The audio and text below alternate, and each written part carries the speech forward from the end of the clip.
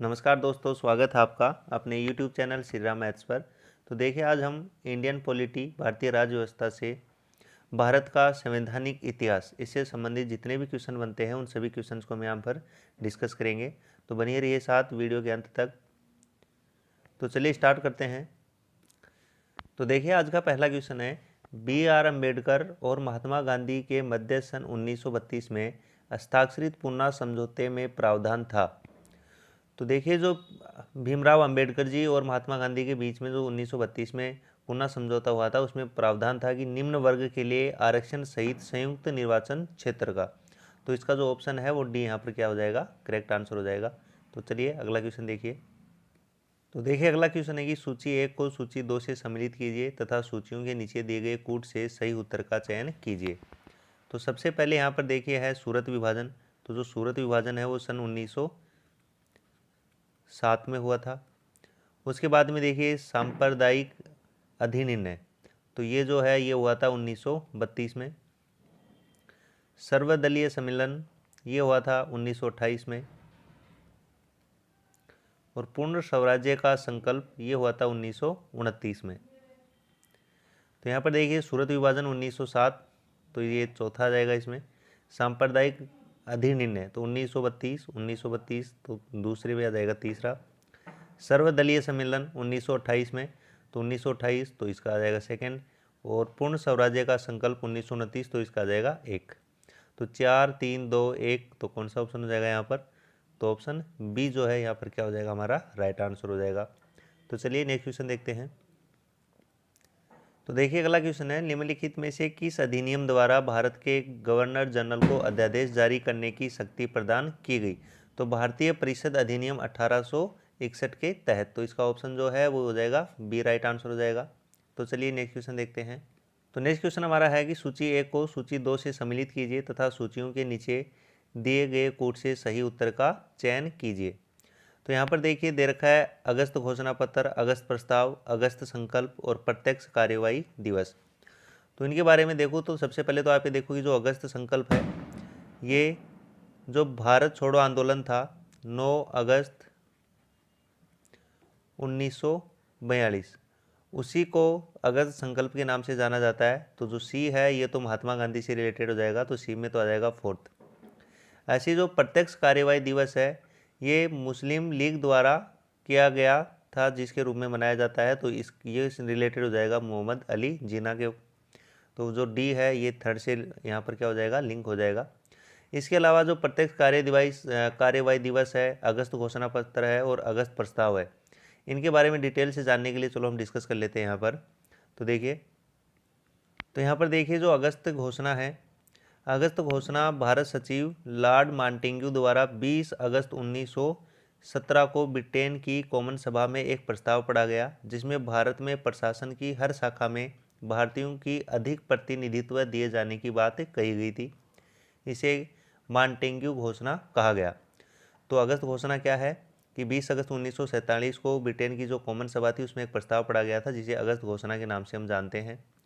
Montagu घोषणा को उदारवादियों ने भारत के मैग्ना कार्टा की संज्ञा भी दी थी। तो ये भी आपको ध्यान में रखना है कि जो भारत का मैग्ना कार्टा है वो किसे कहते हैं, हम अगस्त घोषणा पत्र को ही कहते हैं। ऐसे अगस्त प्रस्ताव देखिए, 8 अगस्त सन 1940 ईस्वी में वायसराय लॉर्ड लिनलिथगो द्वारा अगस्त प्रस्ताव पेश किया गया, जिसमें मुस्लिमों के हित में उल्लेख किया गया था तथा यह बताया गया था कि बिना अल्पसंख्यकों की स्वीकृति के सरकार कोई भी संवैधानिक परिवर्तन लागू नहीं कर सकती। तो इसे हम जानते हैं किससे, अगस्त प्रस्ताव के नाम से। और कब लागू हुआ था, 8 अगस्त सन 1940 ईस्वी को। और ये किससे रिलेटेड है, तो वायसराय लॉर्ड लिनलिथगो के, ये क्या है, लिंक है इससे। तो ये भी आपको ध्यान में रखना है यहाँ पर। ऐसे देखिए प्रत्यक्ष कार्यवाही दिवस, तो प्रत्यक्ष कार्यवाही दिवस क्या है कि भारत की स्वतंत्रता के पूर्व मुस्लिम लीग द्वारा सीधी कार्यवाही की घोषणा से 16 अगस्त सन 1946 को कोलकाता में भीषण दंगे शुरू हुए। इसे कलकत्ता दंगा या कलकत्ता का भीषण हत्याकांड, ग्रेट कलकत्ता किलिंग भी कहते हैं। तो सीधी कार्रवाई मुस्लिम लीग द्वारा पाकिस्तान की मांग को तत्काल स्वीकार करने के लिए चलाया गया अभियान था। और इसको जो लीड कर रहे थे वो कौन थे, मोहम्मद अली जिन्ना। तो ये भी यहाँ पर ध्यान में रखना है। तो चलो हम हमारे मेन क्वेश्चन की तरफ चलते हैं, जो आपको अब आसानी से समझ में आएगा। तो देखिए अब हम यहाँ से पर देख सकते हैं कि जो अगस्त घोषणा है ये लॉर्ड मॉन्टेग्यू से रिलेटेड है, तो ये इसमें हो जाएगा सेकंड। और जो अगस्त प्रस्ताव है वो लॉर्ड लिनलिथमो के रिलेटेड है, तो जो सेकंड है इसमें हो जाएगा हमारा फर्स्ट। तो 2 1 4 3, तो 2 1 4 3, तो ए ऑप्शन जो है वो हमारे यहाँ पर क्या हो जाएगा, राइट आंसर हो जाएगा। तो चलो नेक्स्ट क्वेश्चन की तरफ चलते हैं हम। तो यहाँ पर नेक्स्ट देखिए, रेगुलेटिंग एक्ट पारित किया गया। तो जो रेगुलेटिंग एक्ट है वो 1773 ईस्वी में पारित किया गया था। तो जो फिफ्थ है इसका ऑप्शन ए यहाँ पर क्या हो जाएगा, राइट आंसर हो जाएगा। तो चलिए नेक्स्ट क्वेश्चन देखते हैं। तो नेक्स्ट क्वेश्चन है, भारत के गवर्नर जनरल को किस एक्ट के द्वारा अपनी समिति के निर्णयों को अस्वीकार करने का अधिकार मिला। तो 1786 का अमेंडमेंट एक्ट जो था उसके तहत भारत के जो गवर्नर जनरल होते थे उनको अपनी समिति के निर्णयों को अस्वीकार करने का अधिकार मिला था। तो सी ऑप्शन इसका यहाँ पर राइट आंसर हो जाएगा, 1786 का अमेंडमेंट एक्ट। ओके, तो चलिए नेक्स्ट क्वेश्चन की तरफ हम यहाँ पर बढ़ते हैं। तो देखिए नेक्स्ट क्वेश्चन है, महारानी विक्टोरिया को भारत की साम्राज्ञी नियुक्त किया गया। तो 1858 ईस्वी में नियुक्त किया गया था। तो ऑप्शन जो डी है वो इसका यहाँ पर क्या हो जाएगा, राइट आंसर हो जाएगा। नेक्स्ट क्वेश्चन देखिए, साम्राज्ञी विक्टोरिया ने 1858 की घोषणा में भारतीयों को बहुत सी चीज़ें देने का आश्वासन दिया था। निम्न आश्वासनों में से कौन सा ब्रिटिश शासन ने पूरा किया था। तो देखिए, देशी रजवाड़ों की यथास्थिति बनाई रखी जाएगी, इसे पूरा किया गया था। तो ऑप्शन जो बी है वो यहाँ पर क्या हो जाएगा, राइट आंसर हो जाएगा। नेक्स्ट देखिए यहाँ पर मिंटो मार्ले सुधार का उद्देश्य क्या था। तो जो मिंटो मार्ले सुधार है इसका उद्देश्य था पृथक निर्वाचन प्रणाली। तो जो ए ऑप्शन है वो इसका यहाँ पर क्या हो जाएगा, राइट आंसर हो जाएगा। दूसरा आपको यहाँ पर यह भी ध्यान में रखना है कि जो मिंटो मार्ले सुधार है ये 1909 में आया था, 1909 ईस्वी में पारित हुआ था। ओके, नेक्स्ट क्वेश्चन देखिए यहाँ पर, मार्ले मिंटो सुधार बिल की किस वर्ष में पारित किया गया। तो अभी बताया था मैंने 1909 ईस्वी में। तो बी ऑप्शन यहाँ पर इसका क्या हो जाएगा, राइट आंसर हो जाएगा। तो चलिए नेक्स्ट क्वेश्चन की तरफ चलते हैं। तो देखिए नेक्स्ट क्वेश्चन यहाँ पर है कि मुसलमानों के लिए अतिरिक्त निर्वाचन मंडल प्रारंभ में किसके द्वारा लाया गया था। तो मार्ले मिंटो सुधार 1909 के द्वारा। तो ऑप्शन बी जो है वो इसका राइट आंसर हो जाएगा। चलिए नेक्स्ट क्वेश्चन देखते हैं हम। तो अगला क्वेश्चन है हमारा, 1909 के इंडियन काउंसिल एक्ट में किस बात की व्यवस्था की गई थी। तो सांप्रदायिक प्रतिनिधित्व की व्यवस्था की गई थी। तो जो ऑप्शन बी है वो यहाँ पर हमारा क्या हो जाएगा, राइट आंसर हो जाएगा। चलो नेक्स्ट क्वेश्चन देखते हैं। अगला क्वेश्चन हमारा, मॉन्टेग्यू चेम्सफोर्ड सुधार में प्रावधानों का सार था। तो देखिए मॉन्टेग्यू चेम्सफोर्ड सुधार था क्या। तो मॉन्टेग्यू चेम्सफोर्ड जो सुधार है वो धीरे धीरे भारत को स्वराज्य संस्थान का दर्जा देने के लिए पेश किए गए सुधार थे। और इनका जो मेन आधार था वो भारत सरकार का अधिनियम जो 1919 था वो इसका मेन आधार था। ठीक है, दूसरा देखिए, इसका जो मेन उद्देश्य था वो था दोहरी शासन व्यवस्था रखना, जिसके दो पार्ट थे, केंद्रीय सरकार और दूसरी प्रांतीय सरकार। तो प्रांतों में दोहरा शासन व्यवस्था करना इसका जो मेन मोटिव था या मेन उद्देश्य था। तो बी ऑप्शन यहाँ पर इसका क्या हो जाएगा, राइट आंसर हो जाएगा। दूसरा देखिए, 8 नवंबर 1927 को ब्रिटिश सरकार ने एक साइमन कमीशन भेजा था, वो भी मॉन्टेग्यू चेम्सफोर्ड जो सुधार है इसकी जांच करने के लिए ही बना के भेजा गया था, साइमन कमीशन। ओके, चलिए तो आगे हम डिस्कस करते हैं। तो अगला क्वेश्चन है कि 1946 का कैबिनेट मिशन 3 मंत्रियों में गठित था, निम्नलिखित में से कौन सा इसका सदस्य नहीं था। तो लॉर्ड पैथिक लॉरेंस, तो ये भी उसके सदस्य थे। एवी अलेक्जेंडर, ये भी उसके सदस्य थे। और सर स्टेफर्ड क्रिप्स, ये भी उसके मेंबर थे। तो कौन नहीं थे, लॉर्ड जो एमरी है वो इसके सदस्य नहीं थे। तो इसका जो राइट आंसर हो जाएगा वो कौन सा हो जाएगा, डी हो जाएगा, क्योंकि हमसे यही पूछा गया है कि इसका सदस्य कौन नहीं था। तो कौन नहीं थे, Lord emery. Okay, next question देखिए। तो देखिए नेक्स्ट क्वेश्चन यहाँ पर है कि कैबिनेट मिशन योजना के विषय में कौन सा सही नहीं है। कैबिनेट मिशन योजना के विषय में कौन सा सही नहीं है। तो प्रांतीय समूहीकरण, तो ये विषय में शामिल था। भारतीय सदस्यों वाला अंतरिम मंत्रिमंडल, तो यह भी उसका सब्जेक्ट था। संविधान निर्माण का आधार, तो ये भी उसका सब्जेक्ट था।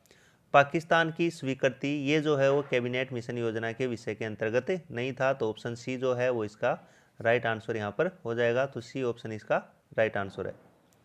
नेक्स्ट देखिए, भारत का संविधान लागू होने तक स्वतंत्रता के पश्चात इसका शासन किसके अंतर्गत चलाया गया?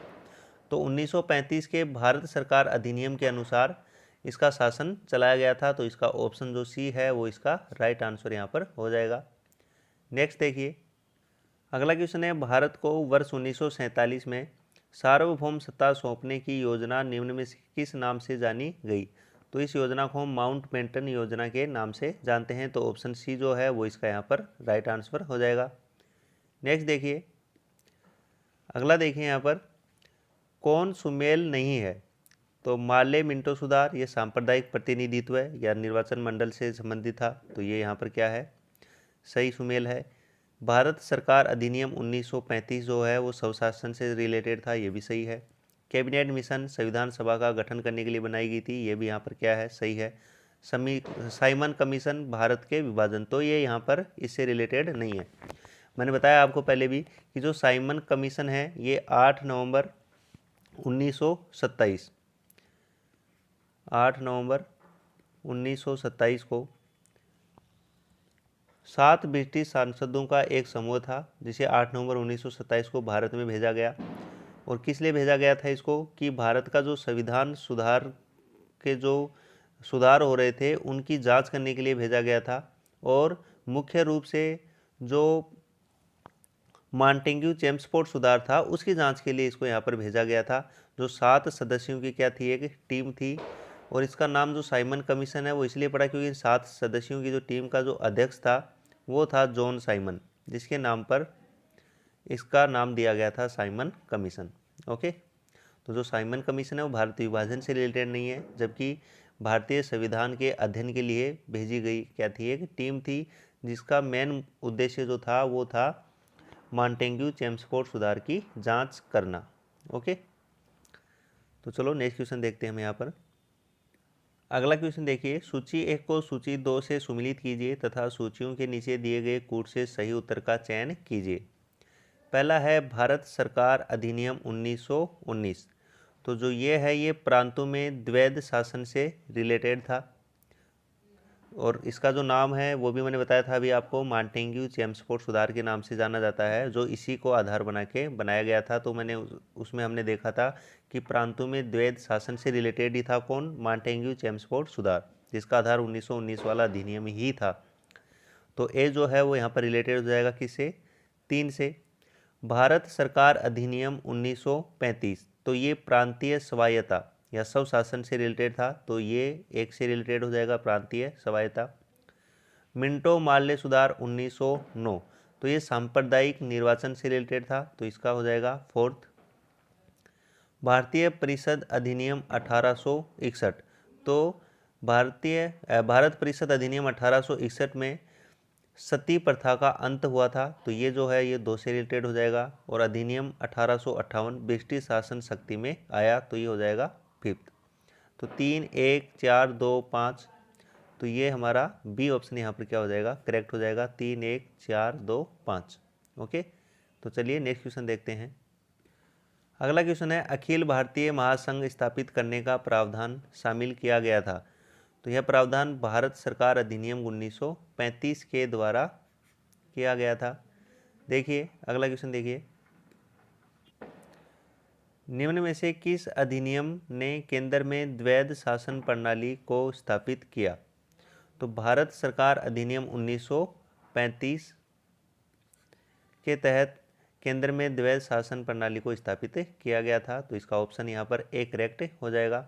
नेक्स्ट क्वेश्चन देखिए, अगला क्वेश्चन है, संघीय प्रणाली का पहला प्रयास भारत सरकार अधिनियम 1935 द्वारा किया गया था, तो इसका यहाँ पर ऑप्शन सी क्या हो जाएगा? राइट आंसर हो जाएगा। नेक्स्ट क्वेश्चन देखिए, किस अधिनियम की प्रमुख विशेषता प्रांतीय स्वायत्तता थी? तो अधिनियम 1935, तो इसका भी ए ऑप्शन यहाँ पर क्या हो जाएगा? करेक्ट आंसर हो जाएगा। नेक्स्ट देखिए, भारत में सचिव का पद किसके द्वारा निर्मित किया गया था? तो भारत सरकार अधिनियम 1858। तो बी ऑप्शन यहाँ पर इसका क्या हो जाएगा? राइट आंसर हो जाएगा। तो ठीक है दोस्तों, यदि वीडियो आपको अच्छा लगा हो तो ज़्यादा से ज़्यादा शेयर करें, लाइक करें, और अभी तक आपने चैनल को सब्सक्राइब नहीं किया है तो प्लीज़ चैनल को सब्सक्राइब कर लें, और उसके जो बगल में बेल आइकन है उसको ज़रूर प्रेस कर लें, ताकि जब भी कोई नया अपडेट आए तो उसका नोटिफिकेशन आपको मिल सके। Okay, thank you.